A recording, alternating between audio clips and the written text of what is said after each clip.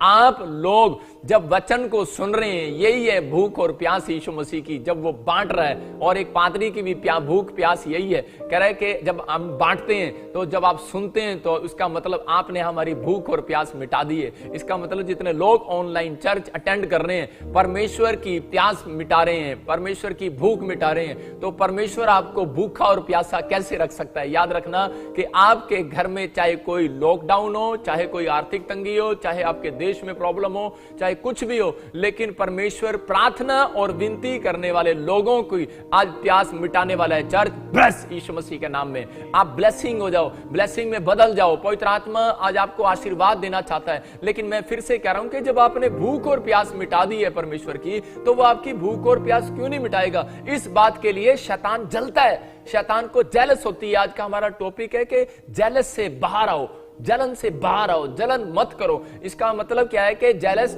शैतान करता है, इंसान नहीं करता।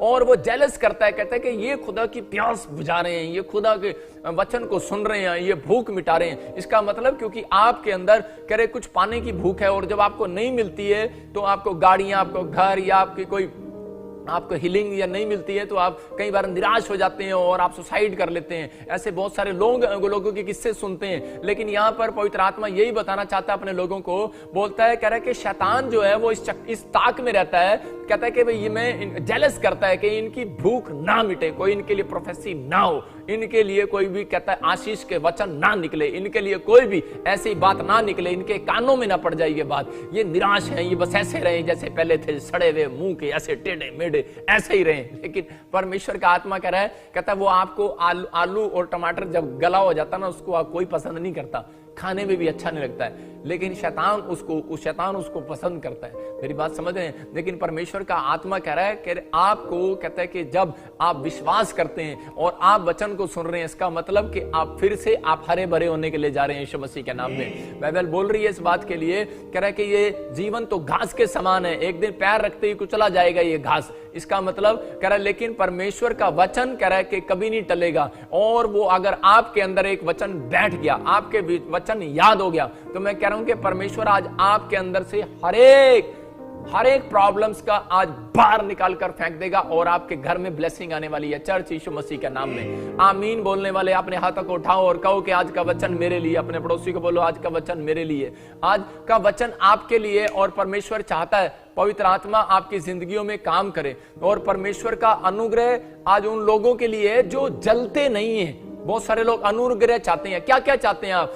अनुग्रह चाहते हैं, बरकत चाहते हैं, छुटकारे चाहते हैं, बरकत चाहते हैं, अनुग्रह चाहते हैं, कोई भी परिस्थितियां चेंज कराना चाहते हैं। लेकिन मैं फिर से कह रहा हूं वो उनके लिए होगी अगर आप बड़ी गाड़ी चाहते हैं, अगर आप बंगले में जाना चाहते हैं, या फिर आप कोई परमेश्वर की बातों को सुनना चाहते हैं, प्रेजेंस चाहते हैं होली स्पिरिट की, या फिर कोई आप सेवकाई में और आप बढ़ना चाहते हैं, आपकी सेवकाई छोटी है और आपको उसको बढ़ाना है, या फिर आपको किसी भी बिजनेस में हो और आप उसको और ज्यादा बढ़ाना चाहते हो, इंक्रीज करना चाहते हो, तो मेरा परमेश्वर डबल करने वाला परमेश्वर है भाई साहब। वो डबल करने के लिए आया इस दुनिया में, लेकिन आप उसको डबल नहीं करवा पाते। कई बार परमेश्वर का आत्मा कह रहा है उन लोगों की आशीषें डबल कभी नहीं होती जो लोग एक दूसरे से जलते हैं। इसका मतलब कि आज शैतान जो है मसीह लोगों को भी के अंदर भी, उन लोगों की आशीषें डबल कभी नहीं होती जो लोग एक दूसरे से जलते हैं। इसका मतलब कि आज शैतान जो है मसीह लोगों को भी के अंदर भी जेलस पैदा कर रहा है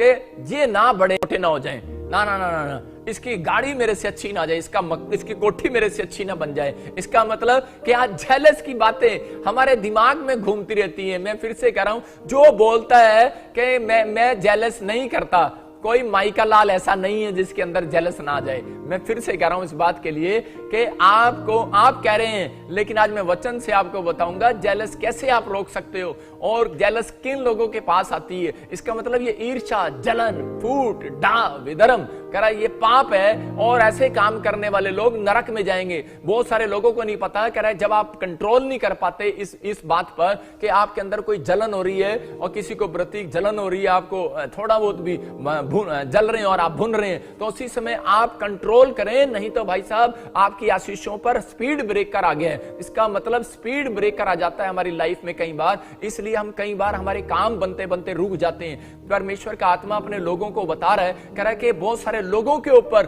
कह रहे जादू टोने के शिकार हैं। वो इसलिए कह रहे, किस लिए कि आज बहुत सारे लोग जादू टोने के शिकार हैं, क्योंकि उनके खिलाफ सिर्फ एक ही बात है, कह रहे कि जेलस करता है आपसे कोई ना कोई। इसका मतलब कह रहे कि हमारे ऊपर जेलस के कारण भी जादू टोना हो जाता है, जादू टोना हो जाता है। इसलिए आज मैं आपको बताऊंगा कि जादू टोना कैसे होता है और जादू टोना कैसे टूटता है। मैं ये नहीं कह रहा हूं कि आपको ये सिखाऊंगा कि ऐसे करना है जादू टोना, ये नहीं सिखा रहा हूं मैं ये बता रहा हूं कि जादू टोना कह रहे कि किन परिस्थितियों में हो जाता है, मतलब कि किन गलतियों के कारण जादू टोना हमारे ऊपर चल जाता है। इससे आपको बचना है और सेफ रहना है अपने आप को। तो आज के बाद मसीह लोग जो सीख रहे हैं, मैं कह रहा हूं कि वो जादू टोने से बाहर आने वाले हैं, सुरक्षित होने वाले हैं यीशु मसीह के नाम में।